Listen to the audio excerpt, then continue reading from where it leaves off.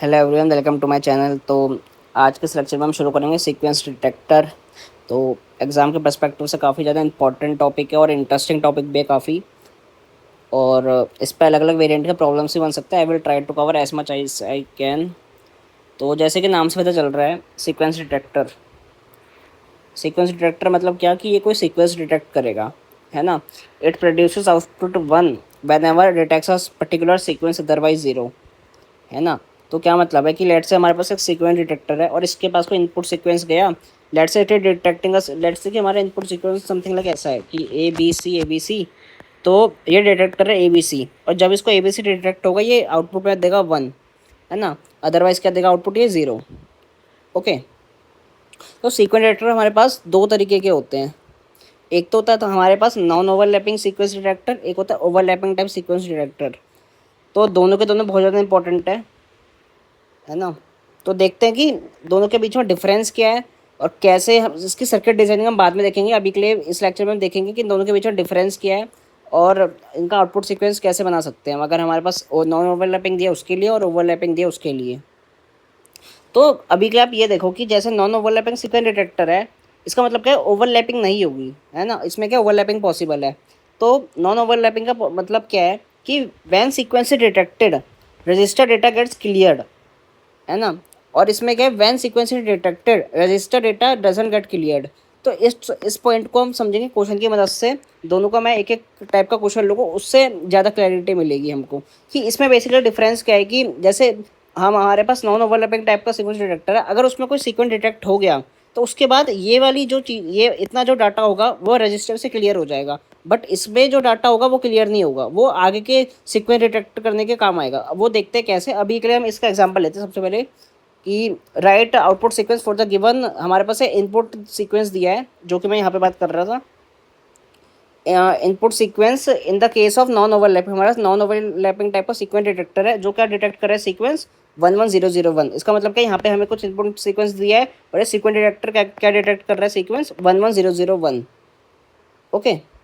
तो ये डिटेक्ट कर रहे वाला सीक्वेंस और हमारे पास ये गिवन इनपुट सीक्वेंस है। तो जैसे कि इसमें देखो हमारे पास आउटपुट सीक्वेंस जो बनेगा हम उसको इधर लिखेंगे और हमारे पास इनपुट सीक्वेंस है जिसको हमने इधर लिख लिया। हम एक एक बिट करके प्रोसेस करेंगे। ओके, लेफ्ट टू राइट चलेंगे और एक एक बिट को प्रोसेस करते हुए चलेंगे और देखेंगे आउटपुट क्या आ रहा है। तो मैंने बोला कि मेरे को डिटेक्ट करना है, मेरे को डिटेक्ट करना है 11011 मेरे को डिटेक्ट करना है इस इनपुट सीक्वेंस में से। तो देखो मैंने क्या बोला, नॉन ओवरलैपिंग सीक्वेंस डिटेक्टर में क्या होता है, जब हमारा डेटा जो हमारा सीक्वेंस होगा अगर जब वो डिटेक्ट हो जाएगा तो रजिस्टर में से डेटा क्लियर नहीं होगा। तो इसमें से देखो अभी सबसे पहले मेरे पे आया एक बिट, तो मैंने देखा एक बिट है क्या है, मेरे सीक्वेंस के बराबर है जो मेरे को डिटेक्ट करना है, नहीं ये तो मेरा आउटपुट क्या है, जीरो। फिर मेरे पे नेक्स्ट बिट आई 11, तो मेरा सेम है। अभी सॉरी बस मैच नहीं है तो मेरा आउटपुट क्या है, जीरो। फिर नेक्स्ट बिट आई मेरे पे 110, क्या इसके जैसा ही ये, नहीं तो मेरा आउटपुट क्या है, जीरो। फिर मेरे नेक्स्ट बिट आई वन, यहाँ से मैं कॉपी कर रहा हूँ। ओके, तो 1101, तो मेरा अभी सेम नहीं है तो मेरा आउटपुट आया जीरो। जैसे ही मैंने 11001 बना मेरा यहाँ पे, तो मेरा सीक्वेंस डिटेक्ट हो गया, तो मेरा आउटपुट क्या है, वन, है ना। अब देखो जैसे ही मेरा डिटेक्ट हो गया उसके बाद मेरा डेटा क्लियर हो जाएगा रजिस्टर में से। अब मेरे पे कोई डेटा नहीं है ना। अब मैं यहाँ से चालू करूँगा, अब यहाँ से मैं नया सीक्वेंस बनाने की कोशिश करूँगा जब तक मेरा कोई सीक्वेंस ना बन जाए तब तक। ओके, अब मैंने क्या करा, अगली बिट कॉपी करी ज़ीरो, तो मेरा अभी मैचिंग नहीं है तो मेरा आउटपुट क्या है, ज़ीरो। तो नेक्स्ट बिट मैंने कॉपी करी 01, मेरा अभी डाटा ज़ीरो, अभी मेरा आउटपुट आया ज़ीरो। नेक्स्ट बिट मैंने कॉपी करी 011, ओके अभी ज़ीरो आउटपुट है। तो नेक्स्ट बिट मैंने कॉपी करी ज़ीरो वाली, ओके अभी ज़ीरो है। तो नेक्स्ट बिट मैंने कॉपी करी 01101, अभी मैंने मैच करा नहीं। अब देखो जैसे ही मैं नेक्स्ट बिट कॉपी करूँगा वन वाली, अभी अभी देखो मेरे पास सीक्वेंस क्या है, 01101। अभी मैं इस वाली की बात कर रहा हूँ, मेरे पे ये सीक्वेंस है और मेरे पे नेक्स्ट बिट वन है। अब देखो कि मेरा रजिस्टर एक बार में कितनी बिट होल्ड्स कर सकता है, ये कितने बिट का डेटा है, ये 5 बिट का डेटा है। अब जैसे ही मैं नेक्स्ट बिट ये वाली लूँगा, मेरी ये वाला जो डेटा है ड्रॉप हो जाएगा। क्यों? क्योंकि मेरे रजिस्टर में एक बार में 5 बिट का डेटा ही आ सकता है, तो मेरा ये वाला ज़ीरो ड्रॉप हो जाएगा। ओके, तो ये वाला ज़ीरो मेरा ड्रॉप हो गया यहाँ पे, क्योंकि रजिस्टर में उतनी स्टोरेज ही नहीं है जितना वो 5 बिट का डेटा की वो स्टोर कर सके, है ना। तो नेक्स्ट बिट जैसे ही कहाँ पे आई 1101 और यहाँ से वन मेरा ऊपर से मिला। ओके, तो ये मेरा सीक्वेंस डिटेक्ट हो गया, तो मेरा इसका आउटपुट क्या हो गया, वन। तो बेसिकली क्या हो रहा है, जैसे ही मेरा सीक्वेंस डिटेक्ट हो जा रहा है वैसे ही मेरे को रजिस्टर क्लियर करना है। अब जैसे मेरा सीक्वेंस डिटेक्ट हो गया वैसे मेरा रजिस्टर क्या हो गया, क्लियर हो गया। अब मैं नेक्स्ट बिट प्रोसेस करूँगा 0, तो 0 के लिए अभी मेरा मैचिंग नहीं होता तो 0। फिर नेक्स्ट बिट मैंने कॉपी करी 0 1, अभी मैचिंग नहीं हो रहा तो 0। अब 0 के साथ मैंने मैचिंग करी, नेक्स्ट बिट मैंने ली 1, अभी भी मैचिंग हो तो मेरा आउटपुट आया 0। तो ये मेरा इनपुट सीक्वेंस है, ये चीज़ मेरी इनपुट सीक्वेंस है 0 0 0 0 1 0 0 0। ये तो मेरा ऐसे आउटपुट सीक्वेंस आ गया। ओके, इस फॉलोइंग इनपुट सीक्वेंस के लिए जो मेरे पे ये था, तो मेरा नॉन ओवरलैपिंग के केस में आउटपुट क्या आया 0 0 0 0। यही चीज़ मैंने इधर लिख ली। ओके, अगर मैं इसको देखूँ कि मतलब प्रोसेसिंग कैसे हो रही है असली में, अगर मैं बिना ये ऐसे बनाए कि मैं क्या डायरेक्ट आंसर लिख सकता हूँ, हाँ कैसे देखूँ, तो मैंने अपना इनपुट सीक्वेंस लिख लिया मैंने 1 1 0 1 1 जो भी मेरे को गिवन था। अब मैंने देखा कि मेरे को डिटेक्ट क्या करना है, मेरे को डिटेक्ट करना है 1 1 0 1 1। तो मैंने देखा कि पहली बार मेरे को डिटेक्ट कब होगा, यहाँ पे होगा, है ना। अब इसके बाद ये डेटा तो क्लियर हो गया, अब ये 0 है, ये मेरे काम का नहीं है, अगली बार यहाँ पे डिटेक्ट होगा। अगर मैं यहाँ से भी आउटपुट लिखूँगा तो कैसा आएगा 0 0 0 0। और मैचिंग कहाँ पे होगी, जब मैं इस वाली बिट को ले लूँगा तो मेरा आउटपुट क्या आएगा, इस केस में 1 आएगा। अब यहाँ पे 0 है, 0 0 0 0। अब यहाँ पे जैसे मैं कोई वाली बिट प्रोसेस करूँगा तो उस केस में मेरा आउटपुट 0 आएगा। तो यही देख सकते हो, यहाँ से भी मैच कर सकते हैं कि सेम ही है ना। अगर पेपर में आपको मतलब 2 नंबर में दिया तो आप 2 3 नंबर में दिया तो ये वाला पैटर्न यूज़ कर लो कि ऐसे दिखा के कर लो। अगर 1 नंबर में पूछे कि आउटपुट सीक्वेंस क्या आएगा तो डायरेक्टली ऐसे भी लिख सकते हैं, है ना। अब चलते हैं आगे। ये था मेरा केस, ये किस केस में आउटपुट आया था मेरा, नॉन ओवरलैपिंग के केस में आया था। अब चलते हैं ओवरलैपिंग के केस में। ओवरलैपिंग से नाम से पता चल रहा है कि जैसे ही मेरा डिटेक्ट हो जाएगा मेरे को उसको ड्रॉप नहीं करना डेटा। मैं खाली एक बार 5 मिनट का डेटा स्टोर कर सकता हूँ, पर मैं इस पूरे को ड्रॉप नहीं करूँगा, है ना। अब इसमें देखो कि जैसे ओवरलैपिंग पॉसिबल है, तो जैसे मैं 1 1 0 1 1 डिटेक्ट करा, ठीक है, पहली बार डिटेक्ट हो गया। अब मेरे को अगली बार क्या करना है, अब मैं इसको ड्रॉप नहीं करूँगा, इस डेटा को रजिस्टर में से नहीं हटाऊंगा, मैं इस वाली की तरफ जाऊँगा। 1 1 0 1 1 मेरा डिटेक्ट हो गया फिर से। अब मैं क्या करूँगा, अब मेरे पास फिर से 1 1 मिल रहा था, 0 1 1 मेरे को फिर से मिल गया। अब मैं इसमें देखूँगा फिर से मेरे को फिर से मिल रहा है, तो ओवरलैपिंग हो रही है इसमें, है ना, आउटपुट में। अगर मैं इधर की मदद से, अभी मैंने इस वाले टेबल के फॉर्मेट से लिया था, फिर मैं आपको बताऊंगा कि कैसे हम डायरेक्ट भी लिख सकते हैं इसकी मदद से, है ना।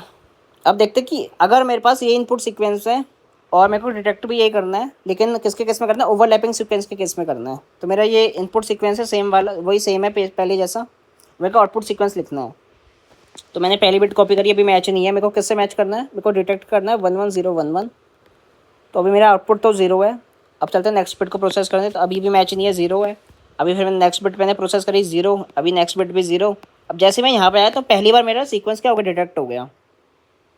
ओके, तो इसके मेरा आउटपुट क्या गया 1। अब मेरे को डेटा ड्रॉप नहीं करना रजिस्टर का पूरा, मेरे को खाली एक बार में 5 बिट ही स्टोर कर सकता हूँ। मैं उतना कॉपी करते हुए चलूँगा कि मैंने 4 बिट यहाँ से ले ली और नेक्स्ट बिट मेरे को यहाँ से मिल गई, क्योंकि मैं एक बार में 5 बिट प्रोसेस कर सकता हूँ। क्यों, क्योंकि मेरा जो मेरे को डिटेक्ट करना है सीक्वेंस वो भी 5 ही बिट का है। तो मैं यहाँ पे से मैंने इतना पुराना कॉपी कर लिया और नेक्स्ट बिट मैंने यहाँ से ले ली, अभी मेरा डिटेक्ट नहीं हो रहा, ठीक है। अब ये वाला 1 मेरा ड्रॉप हो जाएगा। क्यों ड्रॉप हो जाएगा, क्योंकि एक बार में रजिस्टर मेरे 5 बिट का डेटा आ सकता है ना। अब यहाँ से मैंने 1 कॉपी करा, अभी मैच नहीं हो रहा, ठीक है, ये 0 ड्रॉप हो जाएगा बाद में। अब 1 1 0 तो दूसरी बार भी डिटेक्ट हो गया, तो इसमें मेरा आउटपुट आ गया 1। अब 1 0 1 1 0 है, ये सेम चीज़ मैंने डेटा को ड्रॉप नहीं करा। अब मैंने फिर से मैच करा, अभी 0 आ रहा है। अभी मैंने नेक्स्ट बिट प्रोसेस करी 1, अभी मैचिंग नहीं हो रही, फिर मैंने नेक्स्ट बिट प्रोसेस करी 1, अब मेरा मैच हो गया। तो मेरे इसमें फिर से आउटपुट क्या हो गया 1। तो वही सेम चीज़ है, आगे भी कर सकते हैं ना। तो बेसिकली क्या हो रहा है, इसमें ओवरलैपिंग हो रही है, और मेरे को डेटा ड्रॉप नहीं करना, ओके।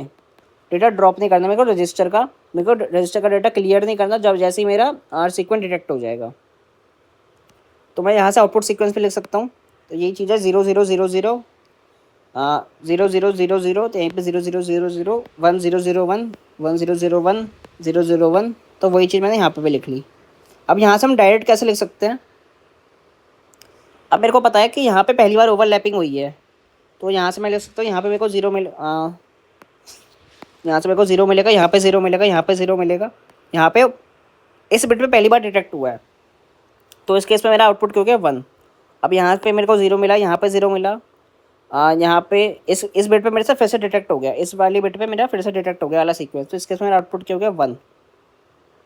अभी इस केस में मेरा 0 है, इस केस में 0 है, इस वाले बिट पे फिर से डिडक्ट हो गया, है ना, इस वाले बिट पे फिर से डिडक्ट हो गया, तो मैंने आउटपुट क्या हो गया 1। अब यहाँ पे 0, यहाँ पे 0, इस वाले बिट पे फिर से डिडक्ट हो गया 1। तो यहाँ से हम डायरेक्ट भी लिख सकते हैं। ओके, अगर 1 नंबर पे बोला तो डायरेक्ट लिख लो, वरना ऐसे बना के तो गलती होने के चांसेस कम है।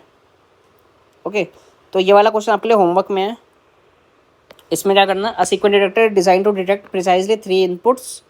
हमारे पास 3 इनपुट है, 3 इनपुट का सीक्वेंस है जो हमें डिटेक्ट करना है, जो कि है 101 एंड इनपुट डेटा सीक्वेंस में गिवन है 110 110 100 110। Okay, but it's output sequence in case of both overlapping and non overlapping.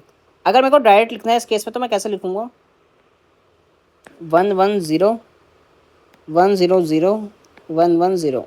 तो मेरे को डिटेक्ट करना है 101, मेरे को डिटेक्ट करना है ना। तो देखो, अगर मेरा नॉन ओवरलैपिंग है तो पहली बिट मैंने प्रोसेस करी, तो मेरे को सबसे पहले देखो मेरे को आउटपुट का मिल रहा है 001 चाहिए ना, सॉरी 101 चाहिए मेरे को। तो 101 मेरे को यहाँ पे मिल रहा है इस वाली बिट पर। ओके, तो 000 यहाँ पे मेरे को 1 मिलेगा, बाकी यहाँ पे 00000। आई थिंक सही करा है मैंने, है ना। तो मेरे को 101 डिटेक्ट करना है, तो मेरे को एक ही बार मिल रहा है यहाँ पर, बाकी कहीं और मिल रहा है नहीं। ये तो मेरा किस केस में हो गया, नॉन ओवरलैपिंग में। अब ध्यान से देखो कि ओवरलैपिंग के केस में भी सेम ही आएगा, क्योंकि एक ही बार इनपुट है, एक ही बार मेरे को डिटेक्ट हो रहा है, सॉरी एक ही बार मेरे को सीक्वेंस डिटेक्ट हो रहा है, तो इस केस में भी आउटपुट क्या आएगा, सेम ही आएगा। ओके, तो सेम प्रॉब्लम में आप 110 के लिए भी कर सकते हैं। और आप, ये ज़रूरी नहीं है कि जो हमारा ओवरलैपिंग नॉन ओवरलैपिंग के केस में जो हमारा आउटपुट सीक्वेंस आएगा वो बार बार हमेशा अलग ही है, नहीं वो सेम भी आ सकता है। इस केस में हमने देखा कि सेम आ रहा है। अब आप सेम प्रॉब्लम को 110 से भी कर सकते हो, और आउटपुट सीक्वेंस जो आ रहा है आपको उसको कमेंट में डाल सकते हैं, दोनों के लिए, ओवरलैपिंग के लिए भी, नॉन ओवरलैपिंग के लिए भी। Thank you.